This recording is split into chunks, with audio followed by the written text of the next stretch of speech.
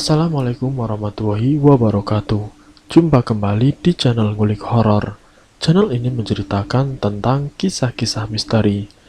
Pada kesempatan kali ini saya akan membawakan kisah misteri yang ditulis oleh Etna Villa. Oh iya, di dalam cerita ini nama dan tempatnya disamarkan semua ya, untuk menjaga privasi pihak yang terlibat di dalamnya. Yuk daripada kita lama-lama langsung saja kita simak ceritanya. Bismillahirrahmanirrahim. Kali ini saya akan membawakan kisah misteri yang berjudul Salah Jalan. Seperti apa kisahnya? Mari kita kulik ceritanya. Untuk kali ini saya ingin menceritakan kisah tentang ziarah kubur di salah satu makam keramat yang berakibat salah jalan. Cerita ini dari salah satu narasumber, sebut saja namanya Arya. Arya ini dikenal sebagai pedagang di salah satu pasar tradisional. Dia mempunyai teman, sebut saja namanya Angga. Dengan usaha yang Arya geluti di pasar dengan membuka toko pakaian, dia memiliki banyak saingan. Hasil yang didapat dari usaha yang dilakukan ini sangat sedikit. Usaha tanpa adanya bantuan tidak akan berkembang. Usaha tersebut itu adalah pemikiran dari para pedagang yang lebih memilih meminta perewangan daripada berikhtiar, berdoa kepada Sang Pencipta agar diberikan kelancaran dalam berwirausaha. Arya yang berjualan pakaian di salah satu pasar tradisional, waktu itu tokonya Arya sedang dalam keadaan yang lumayan rumit. Hasil dari penjualannya dalam waktu 3 bulan memang dirasa hasilnya terbatas. Arya banyak mengeluarkan modal, sementara hasil yang didapat ini tidak sebanding. Dengan keadaan yang seperti itu, lama-kelamaan Arya bisa bangkrut. Arya yang memang akrab dengan Angga, dia menanyakan kepada Angga, "Angga, ada tidak ya tempat yang bisa saya datangi agar saya bisa mendapatkan kesuksesan dengan usaha yang saya tekuni sekarang ini?" Arya menanyakan kepada Angga. Angga yang mendapatkan pertanyaan seperti itu, dia langsung menyarankan agar Arya datang ke salah satu makam keramat yang banyak dikunjungi oleh orang dengan tujuan agar apa yang diharapkan itu bisa tercapai. Banyak juga pedagang yang datang ke makam keramat itu meminta agar dagangannya laris dan tentunya bisa berkembang lebih baik lagi. "Kamu datang saja ke makam keramat itu, karena yang saya dengar dari beberapa orang yang sudah pernah datang ke makam keramat itu, lewat beberapa informasi, makam itu bisa membuat orang itu sukses," jawab Angga menjelaskan kepada Arya. Arya yang mendapatkan saran seperti itu, ia pun penasaran. "Memangnya letak makam keramat itu di mana, Gak? Kamu bisa mengantar saya ke sana?" kata Arya. Angga pun langsung mengiyakan. "Kalau kamu memang kepingin ke sana, saya akan antar. Letak makam keramat itu di sebuah desa yang lumayan jauh dari sini. Kalau mau ke sana, sebaiknya di hari Jumat Kliwon, atau datang di 3 hari sebelum Jumat Kliwon. Kita datang ke sana, nginep di sana. Namun untuk lebih baiknya, dari beberapa informasi yang saya dapat, kebanyakan orang yang menginap di sana dari hari Selasa, Rabu, dan Kamis, dan mereka keluar di hari Jumat pagi. Rata-rata mereka yang sudah menginap di makam keramat dan berziarah, mereka itu pasti bisa sukses," jawab Angga menjelaskan kembali. Arya yang sangat penasaran dengan makam keramat itu, tanpa pikir panjang, dia pun meminta Angga untuk mengantarkannya. Singkat ceritanya, perjalanan yang mereka tempuh menggunakan sepeda motor kurang lebihnya hampir 1 jam. Hujan yang mengguyur mereka di perjalanan tidak membuat Arya membatalkan keinginannya. Sesampainya di sana, Arya dan Angga langsung menemui juru kunci makam keramat tersebut. Arya pun menjelaskan keinginannya agar apa yang menjadi hajatnya itu bisa terwujud. "Saya datang ke sini agar usaha yang saya geluti di pasar itu bisa laris, Mbah. Karena sekarang ini toko saya keadaannya sepi pelanggan dan banyak pesaingnya. Saya kepengen usaha saya itu bisa lebih maju, bisa lebih baik. Syukur-syukur usaha saya bisa berkembang pesat.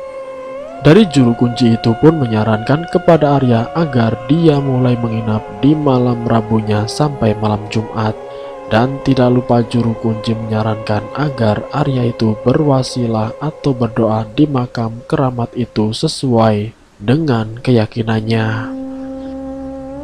Besok kamu datang lagi ke sini, tepat di hari Rabu, dan malam harinya kamu menginap di sini, ujar sang juru kunci. Baik, Mbah, tapi sebelumnya saya minta maaf. Yang harus saya bawa itu apa saja, Mbah? Tanya Arya. Kamu cukup bawa berbagai macam sesaji, mulai dari kembang 7 rupa, dupa maupun kemenyan, jawab juru kunci menjelaskan. Sampai singkat ceritanya, Angga yang setia menemani Arya datang ke makam keramat itu dengan berbagai saji yang dibawanya. Arya, sekarang kamu boleh ke makam itu. Kamu berdoalah di makam tersebut.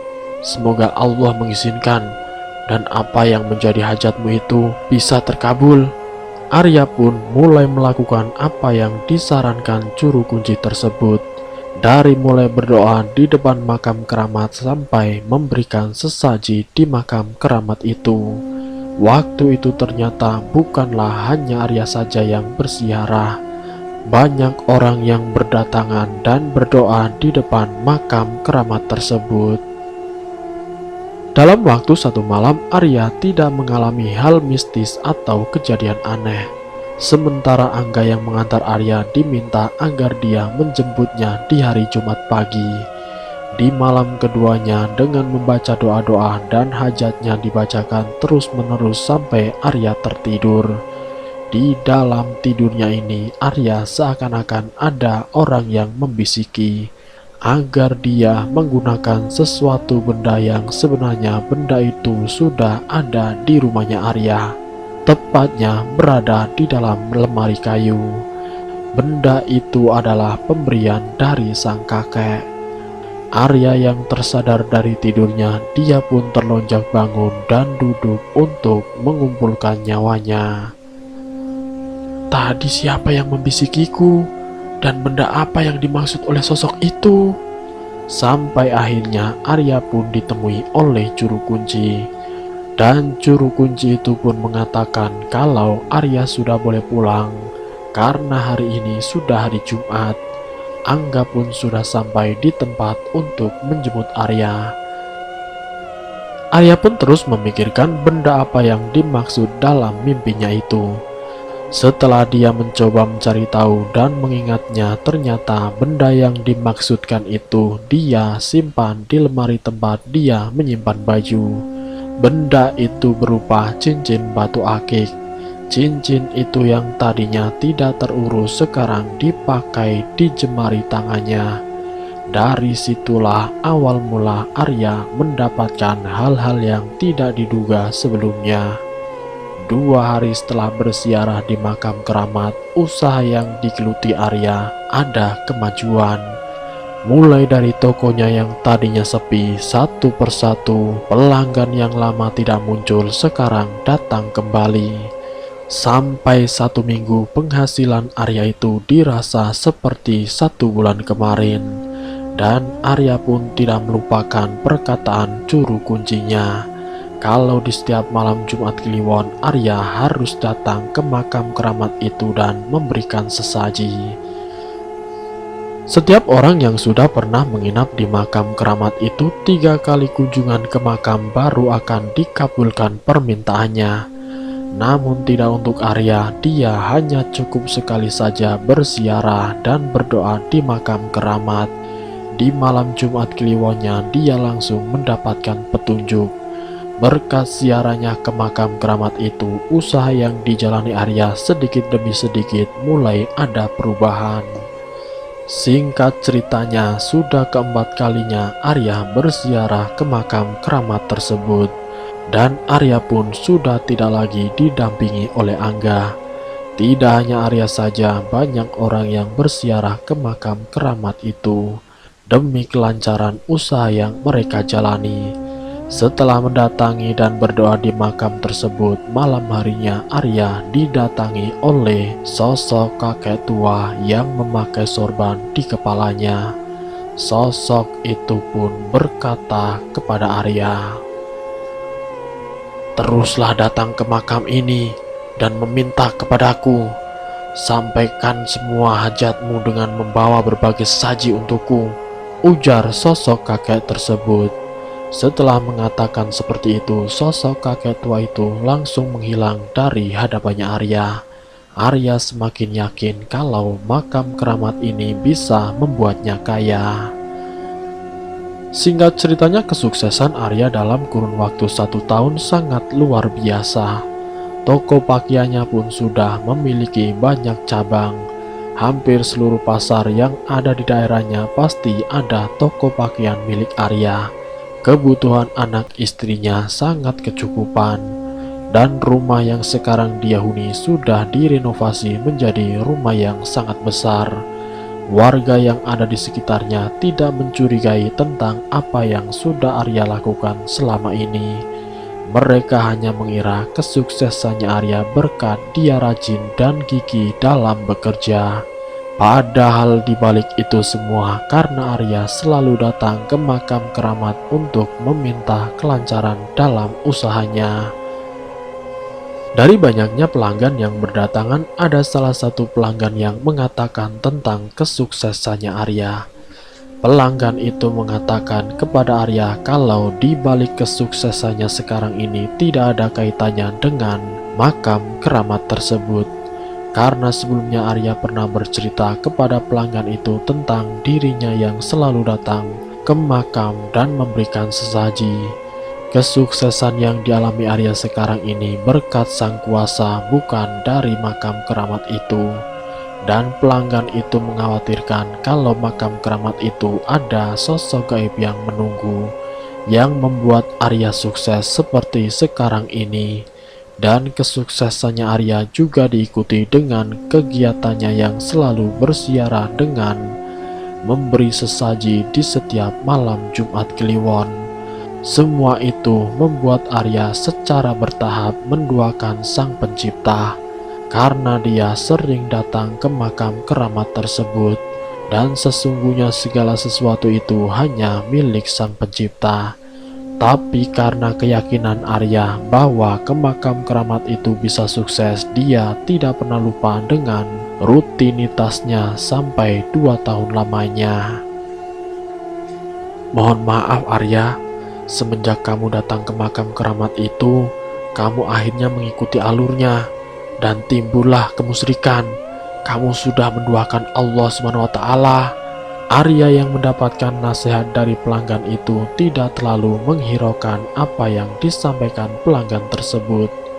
Dia masa bodoh dengan itu semua. Baiknya yang terpenting dia bisa sukses, bisa kaya, dan usahanya berjalan dengan lancar tanpa adanya hambatan. Angga yang melihat perubahan dalam hidupnya Arya pun sempat terkejut. Dia tidak menyangka kalau Arya sampai sekarang masih berkunjung ke makam keramat tersebut. Sampai Angga pun menceritakan bahwa di balik makam keramat itu ada sosok yang menjelma menyerupai seorang kiai lengkap dengan sorbannya. Sosok itu datang dengan cara membisikkan setiap orang yang berziarah di makam keramat tersebut. Sosok di balik makam itulah yang memberikan kelancaran dalam usahanya. Tapi sesungguhnya sosok itu adalah iblis. Iblis itu yang membisikkan setiap orang yang berziarah agar mereka selalu datang ke makam. Dan orang itu pun tidak menggunakan akal sehatnya, bahwa segala sesuatunya itu semua karena iman dan takwanya kepada Sang Pencipta. Yang dialami Arya saat ini dengan kesuksesannya itu semua karena bantuan dari iblis atau penunggu di makam keramat tersebut. Tapi Arya yang sudah terpengaruh dan sudah terjerat ke lembah kesesatan, dia dinasihati Angga pun tidak menghiraukannya. Bisikan jahat merupakan cara ulung setan atau iblis untuk menyeret manusia ke lembah kesesatan. Dengan bisikan-bisikan jahat yang dikeluarkan oleh setan, manusia dengan mudah terjerumus ke jurang penyesalan. Bisikan-bisikan setan akan mengubah pendirian manusia, sehingga tidak jarang manusia berpindah dari jalan yang benar menuju jalan yang salah, jalan yang dimurkai oleh Allah Subhanahu wa Ta'ala. Setan atau iblis datang menguntit manusia setiap waktu. Setan mencari kesempatan untuk menggoda manusia. Saat manusia mempunyai angan-angan, setan datang merayu manusia agar secepatnya memenuhi angan-angannya dengan cara apapun. Seperti yang dilakukan Arya sekarang ini, Arya yang ingin kaya tanpa mau bersusah payah. Dari rutinitas Arya yang selalu datang ke makam keramat meminta agar usahanya sukses, namun itu semua ternyata berdampak pada anaknya Arya yang masih duduk di bangku SMP. Anak itu tiba-tiba mengalami kejang-kejang sampai dibawa ke rumah sakit. Dirawat di rumah sakit, kata dokternya hanya kecapean. Namun sampai 1 minggu lamanya kondisinya tidak kunjung membaik. Sampai akhirnya Arya memilih merawat anaknya di rumah. Namun di setiap malamnya anak itu selalu mengigau, merintih kesakitan dan kerap menjerit di dalam tidurnya. Saat ditanya oleh Arya kenapa setiap malamnya selalu menjerit, katanya dia selalu mimpi buruk, mimpi didatangi oleh sosok yang sangat menyeramkan, yang seakan-akan ingin mencekiknya. Mimpi itu pun terus-menerus menghantui anaknya Arya sampai kondisi fisiknya ini terganggu. Dibawa berobat ke sana kemari tidak kunjung sembuh juga. Arya yang sebagai orang tua tidak tega melihat anaknya yang diteror lewat mimpinya sampai akhirnya gila. Angga yang mengetahui kondisi anaknya Arya yang gila, dia pun menyarankan kepada Arya, "Coba anakmu dibawa kepada Pak Kiai," pinta Angga. "Tapi anakku ini sudah gila, pasti sulit disembuhkan. Bahkan sudah kubawa ke rumah sakit, namun hasilnya nihil," jawab Arya. "Maka dari itu, coba kamu tanyakan kepada Pak Kiai, barangkali beliau bisa membantunya." Kali ini Arya mengikuti saran dari Angga. Arya membawa anaknya ke rumah Pak Kiai. Di sana Arya ditanya awal mula anaknya menjadi seperti sekarang. Sampai Pak Kiai ini akhirnya mengetahui bahwa yang dialami anaknya Arya bukan penyakit seperti pada umumnya, dan bukan hanya sekedar gila biasa, tapi yang dialami anaknya itu pengaruh dari kekayaan yang dimiliki Arya. "Apa maksud perkataan Pak Kiai ini?" kata Arya. "Kamu ini kan sudah bersekutu dengan iblis. Kamu sering datang ke tempat yang seharusnya kamu tidak datangi. Ditambah lagi, kamu membawa saji dan berhajat agar usahamu itu bisa sukses," jawab Pak Kiai. "Memang benar Pak Kiai. Setiap malam Jumat Kliwon saya selalu datang ke makam keramat untuk melancarkan usaha saya. Inilah akibatnya, anakmu menjadi gila karena kamu ini menggunakan perewangan berupa cincin batu akik yang kamu pakai. Cincin itu di dalamnya ada sosok iblis yang membantumu dalam berusaha. Kamu boleh bersiarah, tapi dengan niat yang baik," jelas Pak Kiai. "Terus saya harus bagaimana Pak Kiai?" tanya Arya kepada Pak Kiai. "Jalan satu-satunya, kamu harus menghentikan kegiatanmu yang setiap Jumat Kliwon bersiarah di makam keramat, karena kamu sudah meyakininya bahwa dengan bersiarah di makam keramat, kesuksesanmu akan semakin bertambah," jelas Pak Kiai. Arya kebingungan karena dia harus mengakhiri kegiatan siarannya di makam keramat tersebut. "Kamu itu tidak bersalah kalau bersiarah, tapi yang menjadi masalahnya ketika kamu berdoa di makam keramat itu tidak meminta kepada Sang Pencipta, melainkan kepada sosok gaib. Sekarang kamu tahu akibatnya. Anak kamu ini gila karena sukma anakmu ini sudah dijerat oleh iblis. Hanya menunggu waktu yang tepat, iblis itu akan mengambil nyawa anakmu. Pak Kiai kembali menjelaskan. Arya yang semakin bimbang, namun dia takut anaknya ini meninggal dunia. Singkat ceritanya, lewat nasihat dari Pak Kiai, akhirnya Arya tidak lagi berziarah ke makam keramat tersebut. Dari tekadnya dan niatnya Arya yang ingin menyembuhkan anaknya, dengan bantuan Pak Kiai, anaknya Arya pun diobati. Segala doa dipanjatkan untuk mengusir iblis yang menjerat anaknya Arya diruqyah berulang-ulang kali. Sampai akhirnya anaknya Arya bisa sembuh dan tidak lagi diteror sosok gaib lewat mimpinya.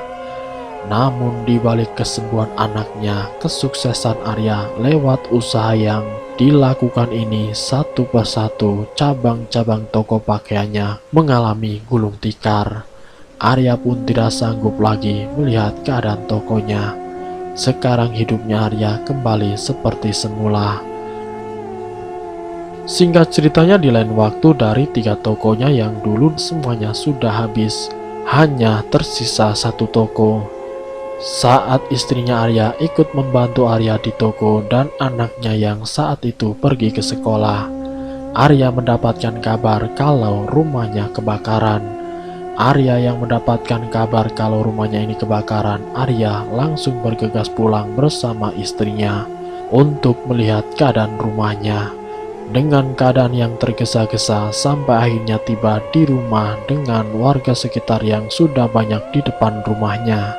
Arya sudah tidak bisa berbuat apa-apa. Rumah aset satu-satunya yang dimiliki sekarang sudah habis, tidak tersisa. Dan selesai. Itulah kisah misteri yang berjudul Salah Jalan. Semoga dari kisah ini kita dapat mengambil hikmah dan pelajarannya, bahwa sesungguhnya persekutuan dengan iblis itu akan menjadikan kita masuk ke dalam kemusyrikan. Semoga kita dijauhkan dari hal-hal kemusyrikan, dan semoga pula kita selalu dalam lindungan Allah Subhanahu wa Ta'ala. Terima kasih untuk kalian yang sudah mampir di channel kami. Jika kalian tertarik dengan video kami, silakan tekan tombol like, share, dan komen. Tekan subscribe untuk mengikuti video-video kami yang selanjutnya. Wassalamualaikum warahmatullahi wabarakatuh.